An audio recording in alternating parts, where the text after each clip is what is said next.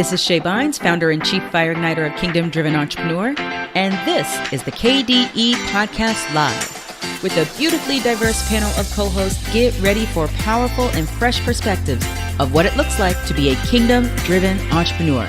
Let's go. Let's go, let's go, let's go. Hello, everyone. So glad to be here with you today. I am LaTara Venice, and I'm here in dark, dreary Oklahoma. It's been raining off and on for almost the last 24 hours, but that's Oklahoma for you, okay? It's that time of the year. We are so glad you are joining us for another KDE Podcast Live. This is episode number 466. So glad that we are here for today. It is myself, Phil, and Joy today. So as is our norm, we were having some great conversations behind the scenes, but I want to kind of hear about what's going on with you all, like in front of the scenes. What's happening in your world? What's happening in your business? What's going on with you? Let's start with Joy. Well, on a personal note, I had the most unique pleasure this morning. My mom, who is ageless, and we won't go into her birthday, which is in a few days, but she's many years older than I. It was asked by her CEO of the independent living community to go from Lakeland to Tampa, which is a drive, to go stand up in front of a room full of hundreds of people and share the benefits of living in their community. And I got to listen to my mom rehearse and give input. And that was just so magical. I got to thinking, how many people can say their moms were doing something like that? She's just effervescent and she always is on point. It was just, and she didn't need my help at all. Trust me. So that was really cool. And then I mentioned this last time we were together, but I've got things almost fully baked with a brand new webinar and a workshop that's coming out around landing pages. And I'm really excited about that. So, yeah. Awesome. I love it. Can't wait. And can't wait to talk to you more about, behind the scenes, we're talking about collaborating, y'all. That's important. Collaborating and community. We're talking about community today. So I'm really excited about that. Cultivating community. All right, Mr. Bynes. What's going on with me? I don't know, man. My life is, sometimes in my head, my life is a jumble. I don't know what's going on.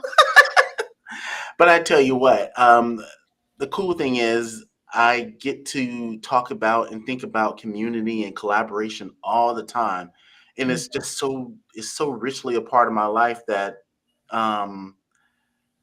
it becomes who I am. Let's just put it that way. It's who I am. Oh, you know what? I got something to share with you guys. I was introduced to my business last week, right? And so that was cool to go through a business identity session and actually be introduced to the personality of who my business is. That's cool. So how did you do that? Yes. Interesting. I'll tell you a little bit about it offline. I'm still processing it. So okay. All right. That just sounds fascinating. That's really cool. I'll just say that they do that as part of their business, and it was pretty cool to have it done for me. So awesome. Yeah, that's good. When I heard that earlier, I was like, oh, that's pretty decent. I like that. That's dope. Do the kids still say dope or do they say lit? What do they say these days? Oh, that's dope and lit. How's that? Awesome. Yeah, I'm excited to learn more about that as well. See what that's all about. I love that. I love it. I love it. I love it. And that whole community and collaboration piece. I heard that this past weekend, I participated in a 3-day conference, technically 2 days. The first day was a VIP day. And that was like the running theme was about community and collaboration. And it was interesting because the young woman who hosted the event, one of her biggest issues was getting people to actually invest in the conference, right? And because, here in Oklahoma, we're trying to really break the mindset that people have around the importance of investing in yourself and not wanting everything free, right? And it was just really, it was really interesting to watch because she got this wonderful venue here, only 5 minutes from my house. That was so awesome. Wonderful venue. And it had a capacity for up to 5,000 people to be a part of the process, right? And I think no, I'm sorry, not 5,000. That was really reaching. She must be getting ready to go to an arena. 500 people to be a part of the process. And it was sad, but also it helped us to see what we have to, the work we have to do here, that in order for people to even begin to buy tickets, she had to end up giving them away for almost next to nothing for people to buy tickets. And ended up giving a lot of the seats away for free. And she said God told her, no more, you're not going to do that anymore. And I saw the value of it, and it was just so interesting to see that there was so much juice available for you to just, partake in. I mean, everything from ministry type stuff to business type stuff, it was just all there. There were teens involved, teen classes. It was really good. And I thought it should have been filled to capacity. But what I realized, and this is about the community and the collaboration piece, what I realized is I told the people in the VIP session when I was teaching, I said, you all are pillars. You now have a responsibility to go around this city and set stakes somewhere and begin teaching people about what you learned here about the process of moving in what the kingdom really is and how we do this, because it's not just about being a Christian, right? And so the kingdom, we have to learn how to move in that. And so it was just really good to watch them take it. And now I'm watching the fire kind of go all over Oklahoma City, and hopefully all through Oklahoma and the surrounding regions as well too. And so I thought, wow, this whole community and collaboration piece, God, you're not joking. Like, you are not playing about the importance of community and collaboration. And I'm glad that we're going to be kind of talking about that a little bit later on as we talk about making room in your heart, and offense and different things like that, because it's going to take work for us to actually truly be the community that God sees, the kingdom community here on earth. It's going to take a work, a work. So I thought that was just really interesting. And I could see the wear on the young lady, but I also could see she's not much younger than me, but we are young ladies. And so I could see the wear on her. And I've talked to her a few times. She's taken a rest because she just planned it for a whole year. But I also could see the excitement in her because she's already put up registration for the next one.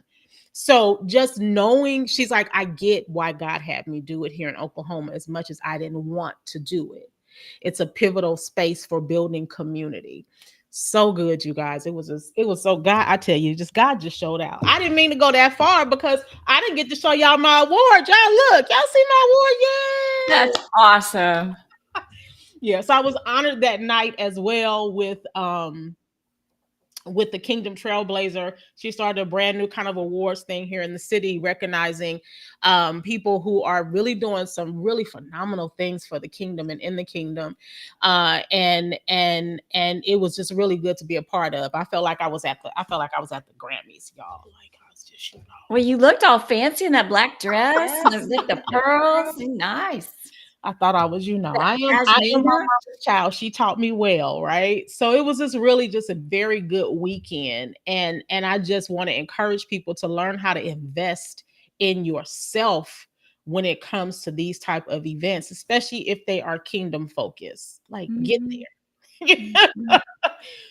there. Get there. Yeah, so it was good. Let me pull up the questions. I should have already had them pulled up. Those of you who are in our audience, say hello so we know you are here. Dory already said hello. Dory, we hope you are mending and healing well.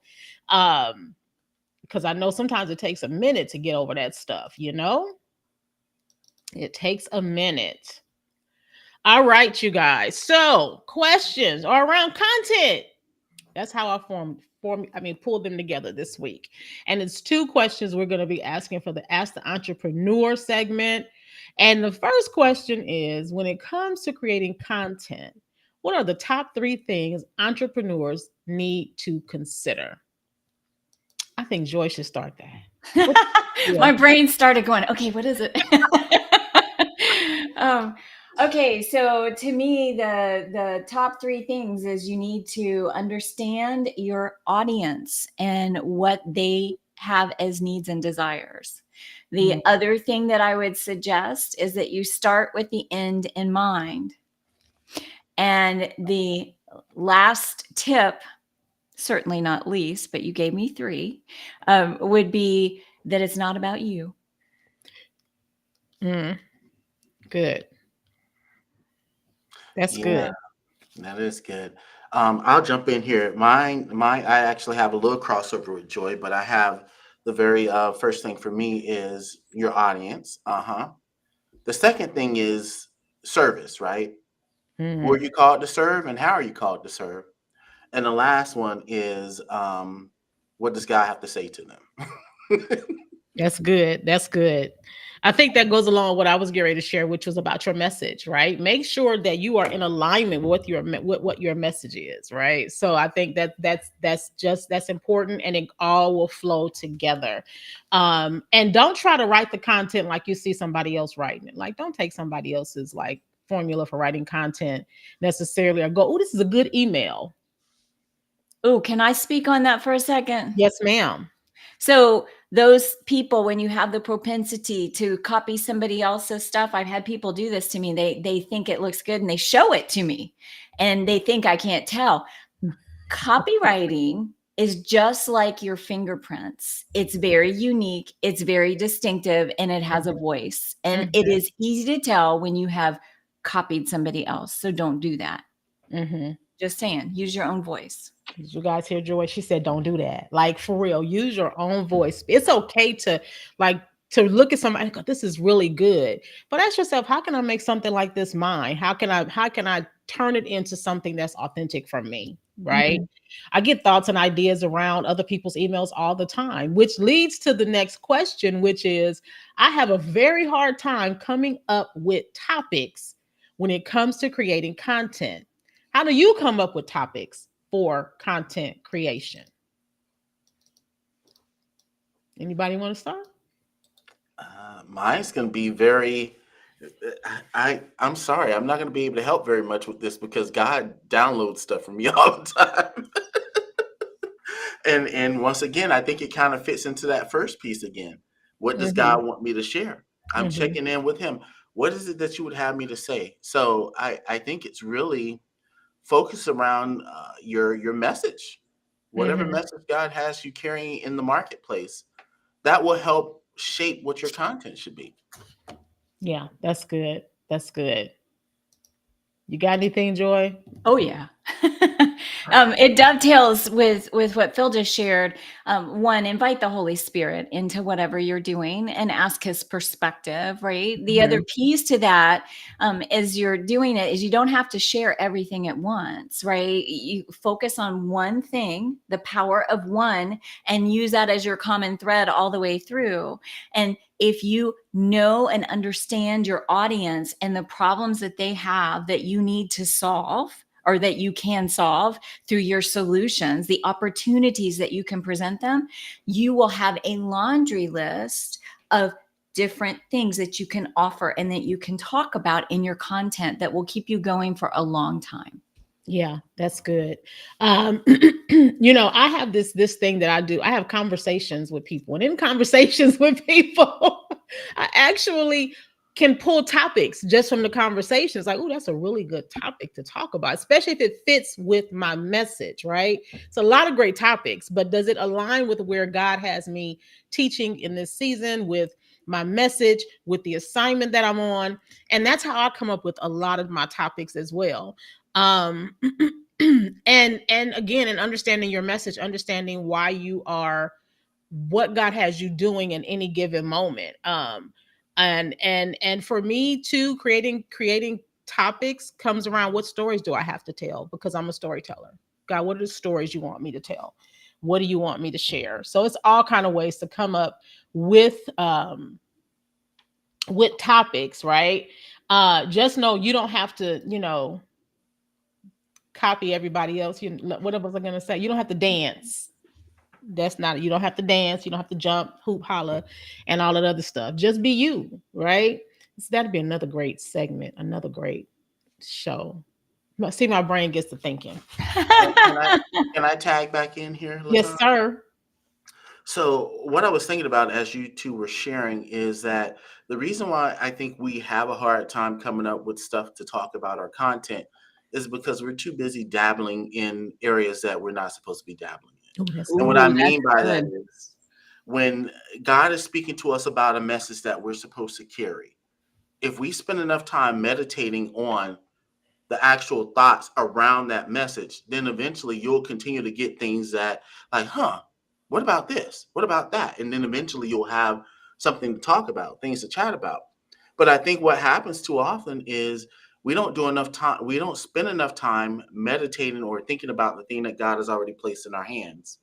And we're Mhm. too busy looking at everybody else's, what they're doing or what they're talking about and the reactions that they're getting, that we begin to want to pull from the stuff that they're doing, right? And when you do that, your message or whatever you're talking about seems disjointed. One day you're talking about one thing, the next day you're talking about this, another day you're doing this type of challenge, the next day you're doing, and it seems kind of schizophrenic, and people aren't going to be able to connect to it. But if you spend more time thinking about what God is giving you, He'll begin to give you layers to this. Have you thought about this? Have you considered that? And before you know it, you'll have plenty of things to talk about. Mhm. Ooh, can I pull in the thread you just put out there? Mhm. Please, y'all come on.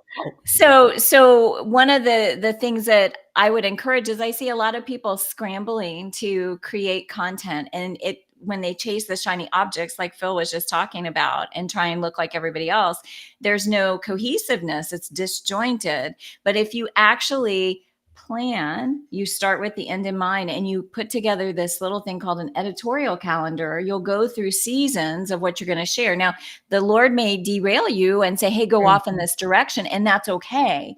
But as far as having a consistent thing that you need to share, like for instance, last quarter, my focus was on lead magnets and email marketing sequences, right? Nurturing sequences. And so that's what I wrote about, but I peppered it with other things that the Lord placed on my heart.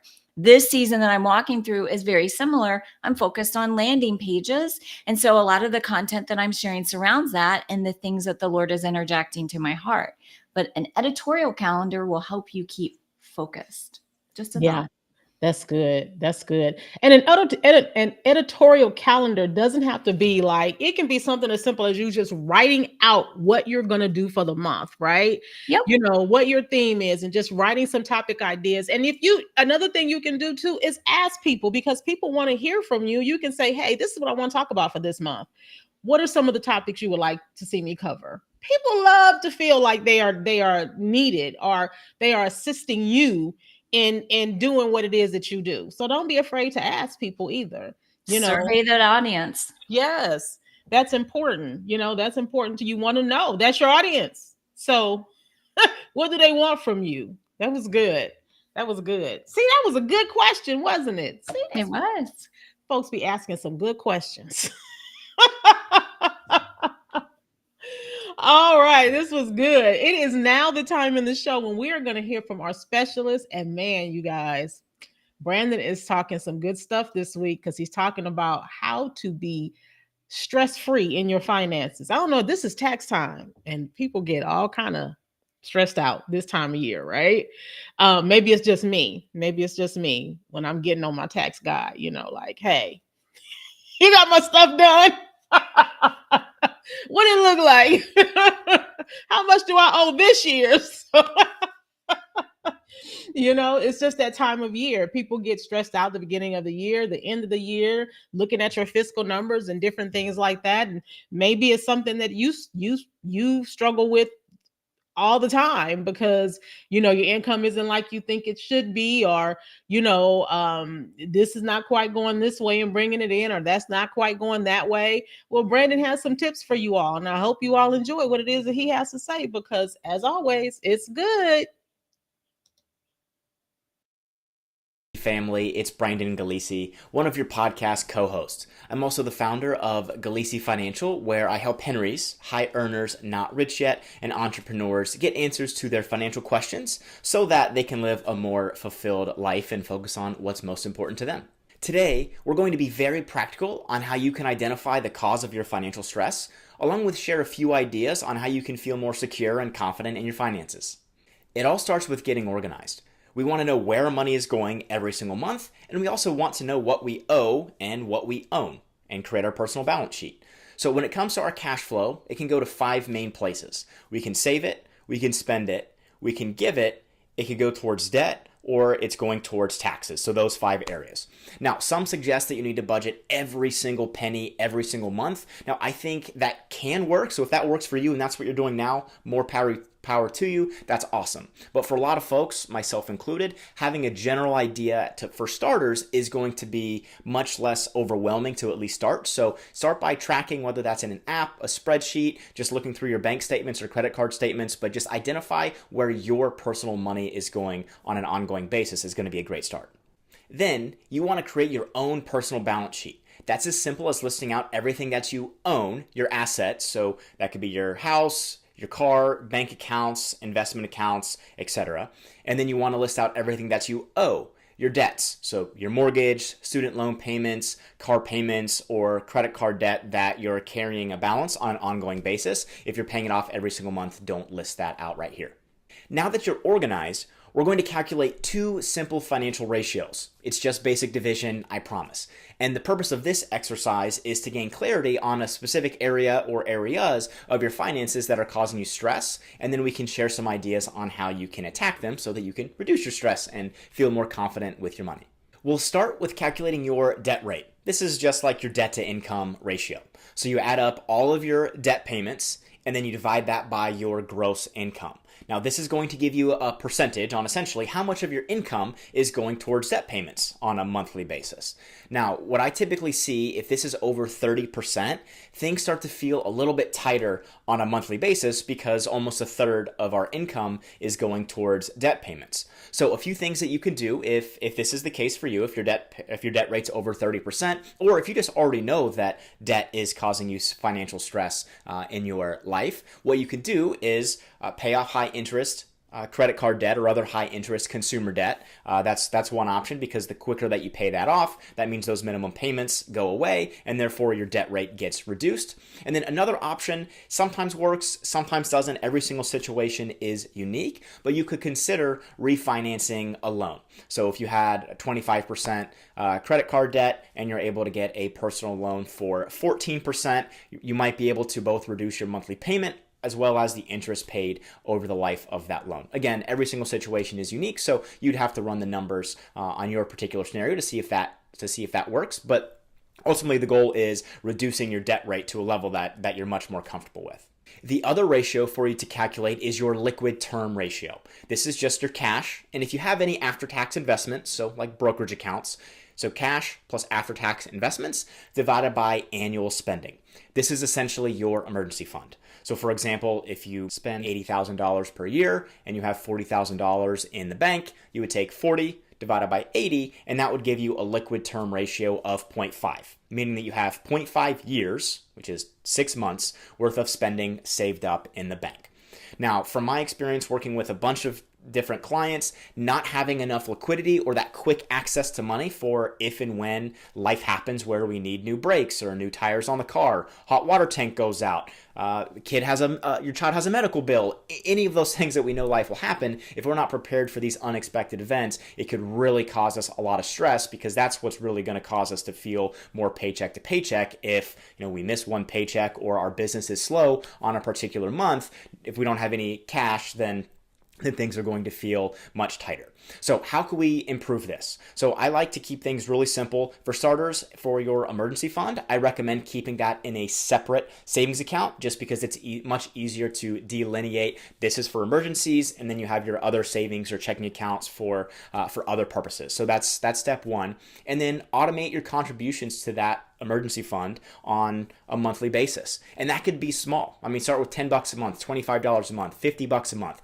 whatever that number is, because over time, that that account is going to build up, but more importantly, you're ingraining the habit of saving on a consistent basis, and that's incredibly important. So a quick recap on the practical side: try to reduce your debt rate or increase your liquidity or that quick access to money if you're feeling stress in either of those two areas. And one reason why I'm so passionate about this reducing of our financial stress, because as kingdom-driven entrepreneurs, if we don't have our own personal finances shored up, we don't have that solid foundation, then that could potentially come through in our business. If we constantly need that next client to pay our bills, we're simply going to show up differently. So if we can reduce our financial stress and feel more confident in our financial situation, knowing ultimately still, of course, God is the source and money is only a resource, but if we're good stewards and we have a good foundation in place, I think it's going to allow us to show up and serve our customers even better. I hope that this was helpful for you today, and now I'm going to send it back to the host for the rest of today's wonderful podcast episode. Oh, that was good. It was a lot of juiciness in that. I don't remember the formula, so if y'all want the formulas, you got to go back and listen again. Or check with Brandon, right? And see how he can help you to release or relieve financial stress. What did you guys think about that topic? I thought it was great. And just hearing them talk about it made me realize I need to do some more things to reduce some of my financial stress. Yeah. Although I don't carry it very well. I should say, although I don't feel stressed most times, I know how to release it. But there's some things that he was talking about. I was like, yeah, if I did that, I would feel a little less. And one for sure is the debt rate. But part of that is right now in South Florida, it's crazy. What you pay for a mortgage and or rent, and so can't get around that right now. But I want to work on it. Yeah, that's good. That's good. Joy? Everything that he shares, I'm like on the edge of my seat. He's become the new E.F. Hutton. I like the way that he shares things, right?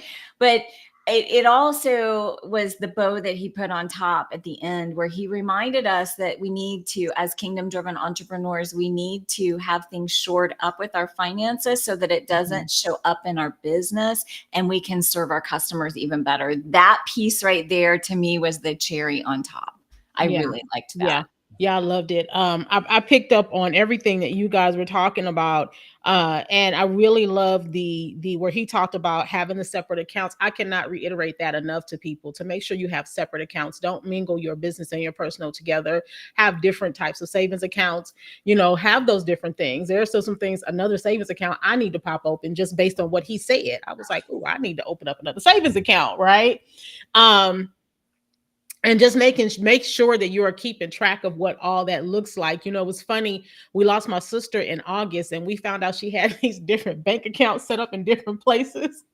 And my niece said, I wonder if she even remembers she had that, because all she had was the starting amount was $25 in this account or $10 in this account. She just had these different accounts set up, but she had different accounts set up. Right. And that's really important for a number of reasons, because you never know what could happen with one account, or another. Just imagine somebody, getting into your account. It's like, oh my God, where's my money? But then maybe you'll have another account somewhere else where there's something there. So I love what he shared and how I love the practicality around the way that he shared it too, to make it really practical in how we can alleviate financial stress. And then another thing I picked up on was when he said you shouldn't have to need the next client to alleviate or think it's going to alleviate stress, because you'll need the next client and the next client. So having those proper, somebody said something at the conference last week, and I love what she said. She said, you need to learn how to diversify your funds by diversifying yourself. She said, and what I mean is that she's a vocal coach. She said, and I realized after a while I was spreading myself too thin. And so I wasn't bringing in the income. So I had to figure out something else. So I created a course that was diversifying herself, which diversified her funds. She said, so now I have a course because I'm literally teaching people from all over the world. And that just began to become very tiring and take away time from my family. So it was really important for her to create different avenues for bringing in income so that she, and I'm not necessarily talking about having 7 streams of income here, y'all. Okay. I'm not necessarily talking about that. Okay. Somebody gonna go try to start 7 different businesses, because she didn't start 7 different businesses. What she did is took a thought from one part of her business and developed a course, not a totally different business, right? So learning how to do that is really important, so that you're not leaning into, well, who's my next client? Who's my next client? Who's my next client? But you know, I have this over here. I have this over here. I have this over here. Really important. So I love what Brandon had to say. And I'm like you. When Brandon Galaci talks, Joy, everybody listens. You said E.F. Hutton, I was like, right? Of course, that dates us. Some people that are listening to this are going, E.F. who? Right. Go Google it. You'll find out. Yeah, I'm gonna definitely go back and listen to that liquidity. I think it was called the liquidity formula. Yes.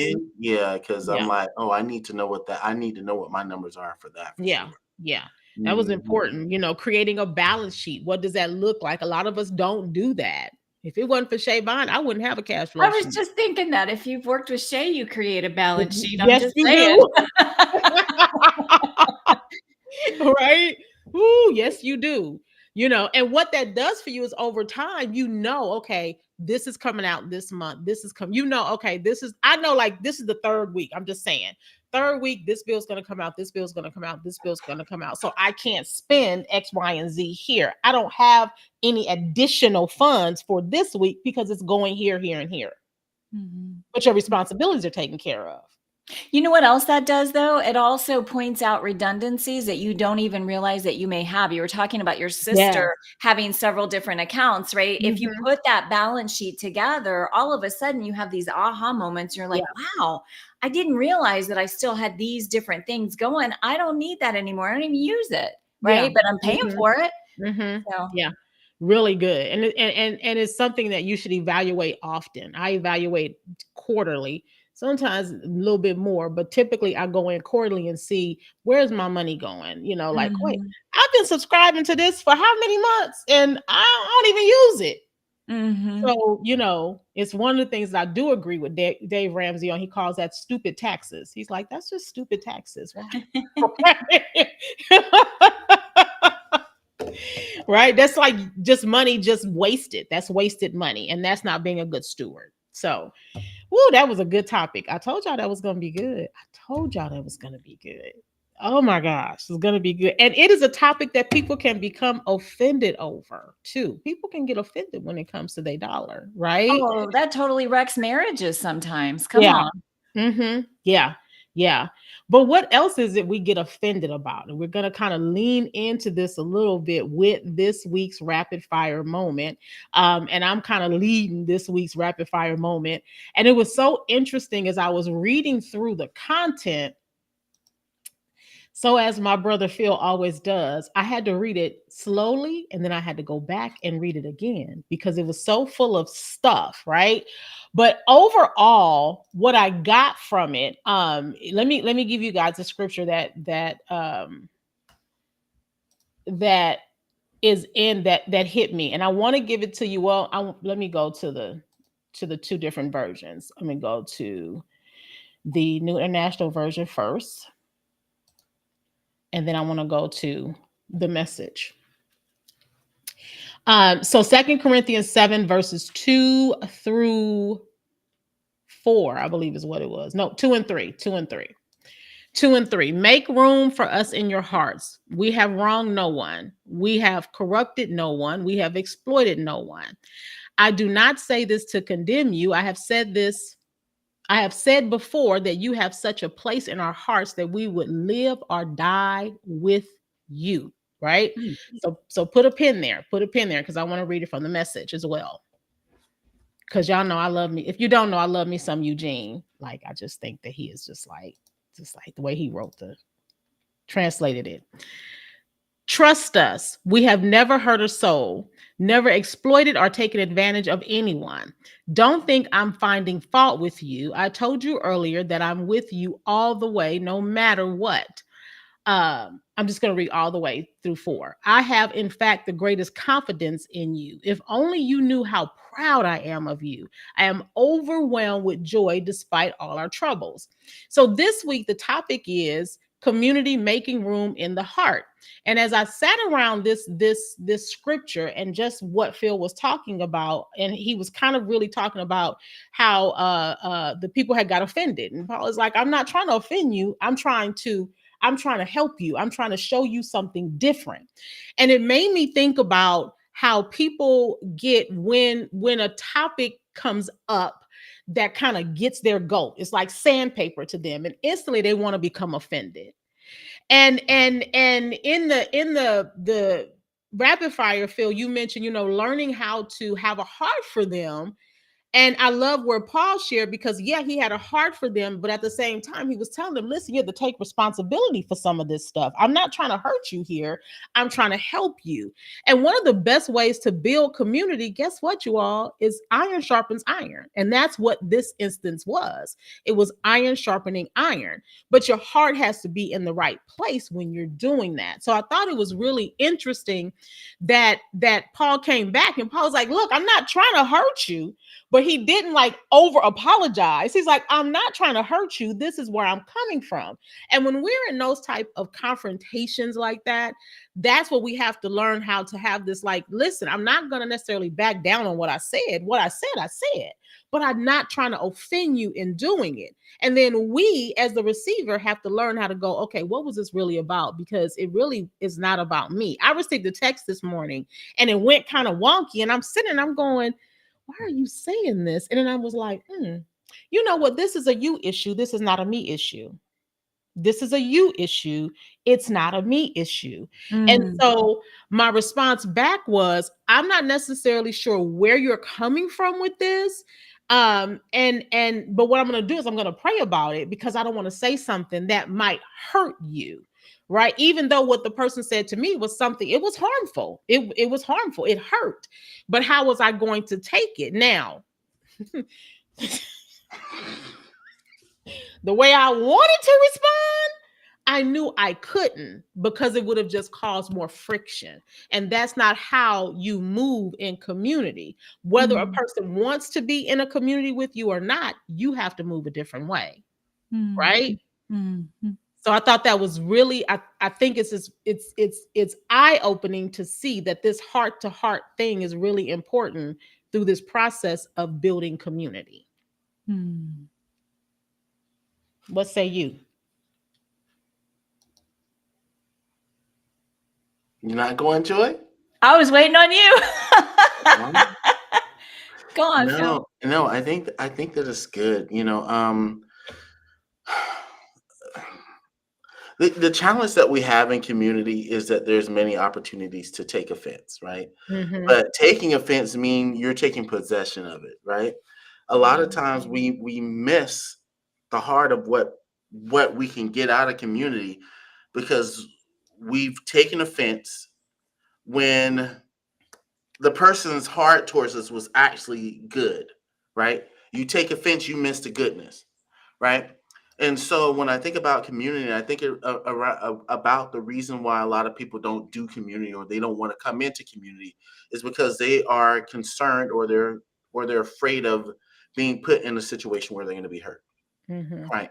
But if we're constantly looking at the heart of God, and we're giving people space in our own heart, we begin to fall in love with them in such a way where even if they take offense, we can respond how LaTara responded. Like, there's an opportunity for me to take offense here, but let me take a step back and let you know I'm not sure where you're coming from in this, but I'll pray about it, and it's an opportunity to diffuse potential problems.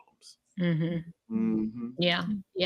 And the funny thing is that the person kind of took it backwards, but I can't do anything about that. That's when I knew instantly, like, yeah, this is you. Like, this is a you thing and not a me thing, right? And that really all I could do was just what I said. I didn't go any further, right? And this is where you can lend yourself even more to the offense, is when you try to go further in a situation or a topic, when it's just time to just chill. Don't say anything and leave it right where it is. And if it shifts, it shifts. If it doesn't, it doesn't. You did your part, just like Paul did his. I love y'all, but I'm gonna still speak the truth, right? Mhm. I think sometimes it requires us to have the capacity to pull out that holy duct tape and really sit with the Lord before we respond and not have a knee-jerk reaction. And that's easier said than done. Last night, in our couples Bible study group, the topic was on the S word, submission. And boy, did that get a lot of dialogue and different opinions going. And we had to sit with it for a little bit before we could respond, because people were on edge, they were on guard, and that's not what we were there. We were in community together though, right? Yeah. And so because we were in community talking about something that was difficult, it created a space where people felt, okay, this is difficult and it's uncomfortable, but let's speak our truth. And that leads to the iron sharpening the iron, right? Because we had given the freedom to be able to share with each other, even if we didn't agree with what we were talking about. Yeah. That's good. What you got, Phil? I tell you this. I want to go back to what this second letter from Paul was all about, right? In that first letter, he was writing a scathing letter to the Corinthian church because it was almost like they were boasting in their ability to show grace. To the point where it was unhealthy. This is how I see it anyways, because they had someone in their congregation that was doing something that was not even a sin that was named among, pagan folk, right? The fact that someone was sleeping with his father's mother and they were boasting about it. And I'm like, in what way could someone boast about that? But if I'm imagining now, they understand Paul's teaching on grace, and it's not about our works, it's about grace, right? And so they're boasting about, well, we're showing grace even to someone that's doing this. And he's like, actually, you shouldn't even be eating with them. You need to help correct this situation. I'm not saying judge them before their time, but you have to let them feel the pain of the community not accepting any old thing, right? And so then this second letter, when he's talking to them, is when he's talking about restoring that person that did something wrong. But there was probably still this angst that he was coming because he had to correct them the first time, right? And so he had to come out and say, hey, I didn't do anything wrong to you guys. And I'm not even harping on the stuff that happened in the past. Just make room in your heart for me so that you can receive me properly when I get there, right? Because I love you, and I love you to the utmost, right? And the only thing I said to you before was for your good, right? Yeah. And I think in community, it can be hard sometimes. You can know that someone has said something to you for your own good, but it still stung some kind of way, and you still didn't like it, right? And your flesh is still reacting or responding. But when our flesh reacts and responds, sometimes it actually reveals to us just how mature we've become.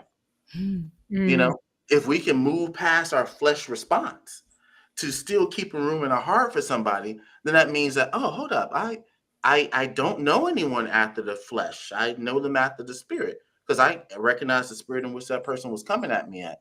And although this didn't feel nice, I know that this person had my best at heart and I love them, right? But if we can't get to that point, then that lets us know that, okay, well, we're still a little bit led by our flesh, because he ain't have to say it that way. He was right. He was right, but he didn't have to say it like that. And so I don't have a problem with what he said. I have a problem with the way he said it. Okay. Really? Did he say it that harshly, or is that the way you took it, right? And so, yeah, I'll stop there now. Yeah, that's good. And so, your question that you ask in here is, what does it look like in a marketplace setting? Like, what does it look like to make room in your heart on both ends? Because that's where we're coming from here, on both ends, right? Paul was preparing and teaching, and he was kind of buffering the moment, but buffering the moment with truth, right? Knowing that he was going to, go back to Corinth, and the people had to be ready for what it was. He had to help to settle what I call settle some souls, right? You had to help settle some souls.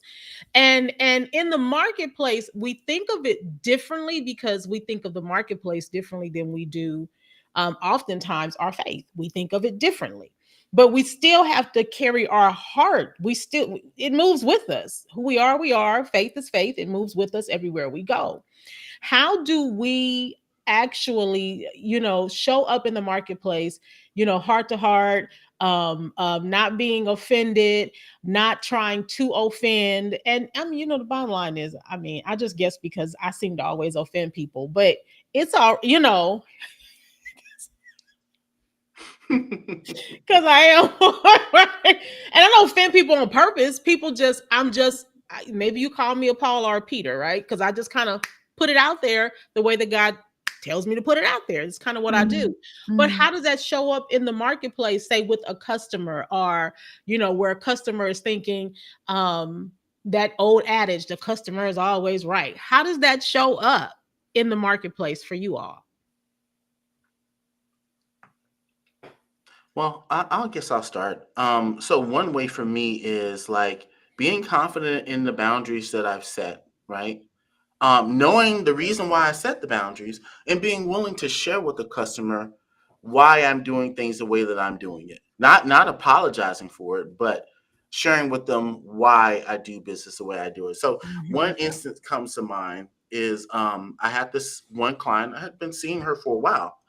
And I do this thing like selling packages, and I don't do it as much anymore, but I would sell packages of massage, right? And the way that you get the cheaper rate is if you buy larger packages or larger numbers in the package.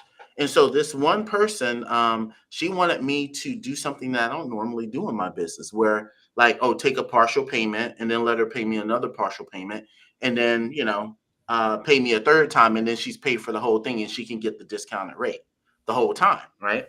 And so I don't normally do it, but I was like, okay, I'll give it a shot, right? And so I did it, and before I even did it, I thought to myself, okay, what are the things that annoy me about splitting up payments? Why don't I split up my payments? Well, I don't want to have to feel like I'm chasing behind people for money. So I had actually thought about that in advance. And so because I thought about that, I said, okay, well, tell me, how do you need to pay me in order to be able to do this? I let her pick the payment plan. And she said, okay, I'll pay it this day, and I'll pay this day, and I'll pay that day. And what happened? She paid the first day. She was a week behind on the second one, and maybe another week behind on the third time she was supposed to pay. And so I didn't complain about it because I told her I would do it. I let her finish that, and then that was it. The next time she wanted to do it, she was like, oh, can I do it like last time? I was like, no, that's not how I do business. Well, what do you mean? You did it last time? Well, it was a special occasion. I don't normally do it like that because I need my brain uncluttered. I don't need to be thinking about when I'm going to get paid. And so I set up my business the way I set it up. She got offended by that. She's like, oh, well, she wasn't rude, but she's like, oh, I guess I'll have to see someone else. I really like seeing you, but, I'll have to find my relaxation some other kind of way. I was like, okay, I'm sorry. I understand.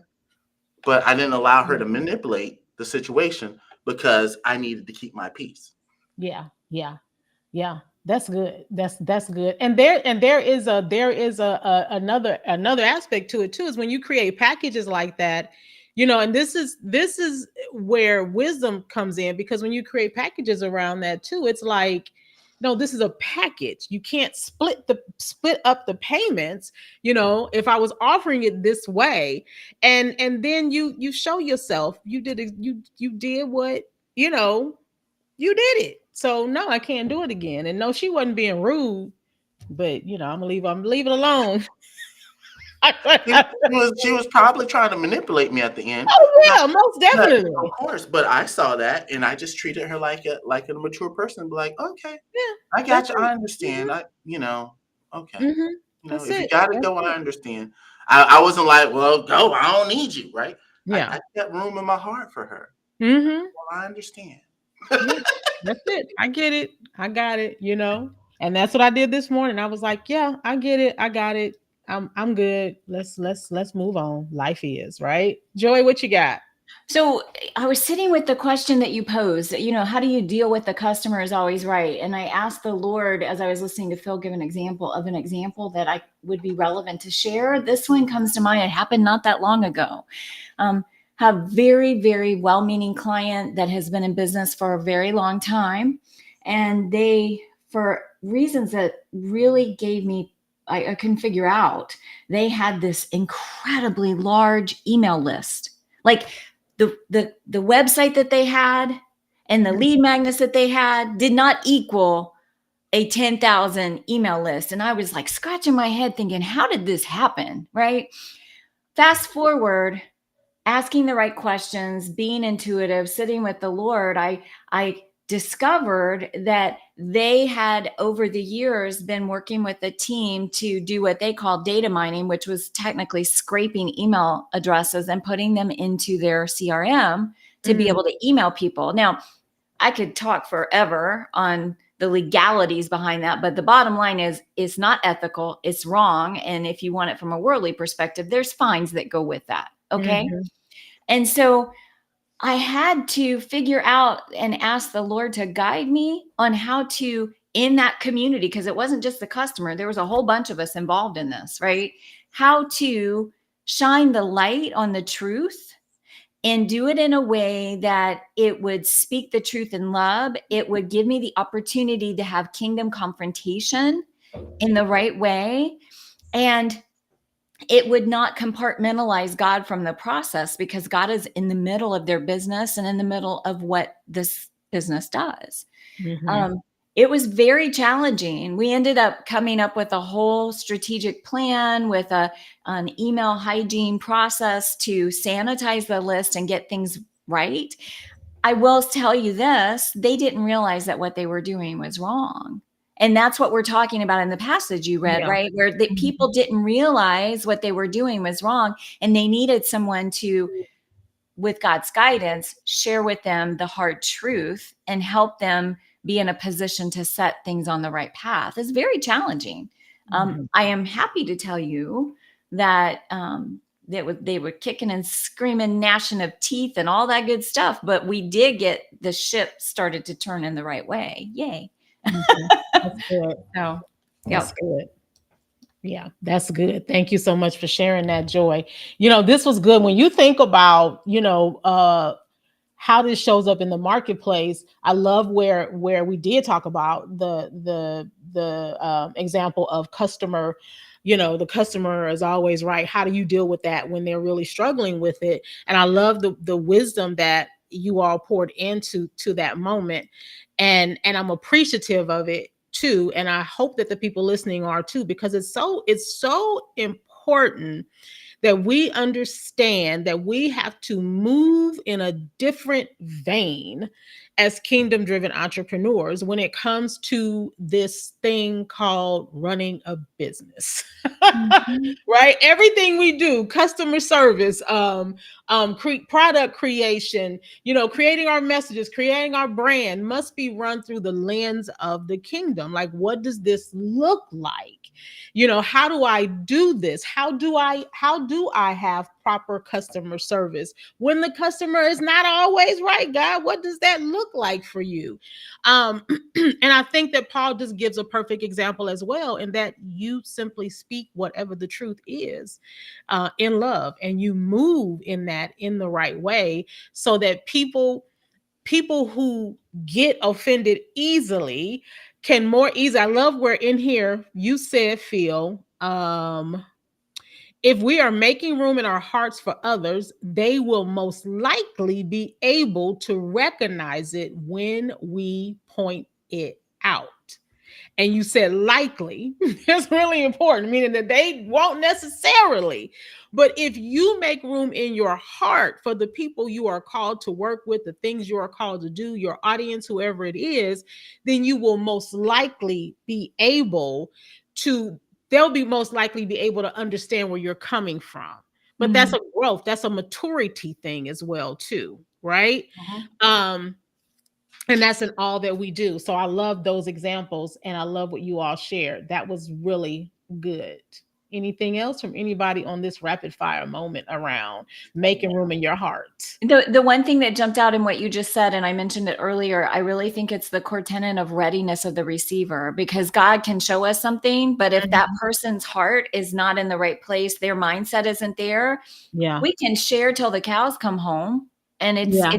it's going to be falling on deaf ears. Nothing is Yeah. going to happen. Yeah. You know, I shared a post of I don't know, it's about a week and a half ago. And the post basically talked about how men lead, they don't match a woman's energy, right? And this one person who always just seems to get offended by a lot of what I say, uh first off, she attributed it to me, and I was like, yeah, but I didn't say it, I shared it. But am I in agreement with it? Yeah, I am. And she asked this question, and I didn't go back and respond on purpose because I knew where she was going with it. So when she came back about now a few hours later and said, I don't like when people make these broad assumptions and these broad comments, and then they don't come back and answer the question. And I said, this is exactly why I did not come back and answer the question. You're trying to bait me into a debate. I'm not doing that. This is what it is. This is my thoughts around this, and the other people who are sharing as well too. And I forgot, she came back and said something. The last few words she said was, but you're still sweet. And I went, that was sarcastic. That was sarcastic. I knew where that was coming from, right? And it was so funny. And when you get into those type of moments, even in your business, what I did instantly is I went into my Voxer to Shay, and I was like, listen, this is what I want to say, but I'm not going to say. Right? You will have those moments, right? And let me give you permission to breathe, to have those moments, but have somebody you can vent to, because I got what she was trying to do. I understood it. It wasn't the first time she's tried to do that, right? And when you get that, either in business or, just walking this life out, period, you have to make sure that your heart is in the right place. My heart was in the right place. I didn't want to debate. I wasn't going to debate you on something that I believed in just because you have issues with men being in leadership. That's not my issue. I don't have a problem with that. I don't have a problem with submission. I would have loved that conversation the other night, Joy. I would have loved it because I don't have a problem with it. Right? And so we have to learn not to get offended because somebody has a problem with something that we are standing on. Mm-hmm. Yeah. When I think about that sentence that you read, if we are making room in our hearts for others, they will most likely be able to recognize it when we point it out, right? Mm-hmm. The truth is they recognize it.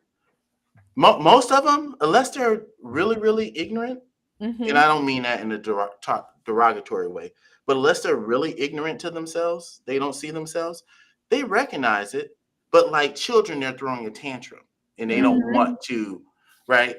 And so the beautiful thing is, if you're doing the right thing in your heart, you don't have to worry about it. Even if they don't respond the right way to you, most times they recognize it. And as they mature or as they think about it, they might come back in the future and be like, I got to apologize to you because I mishandled something that you did for me or you showed me, or, the way that we were operating in business together.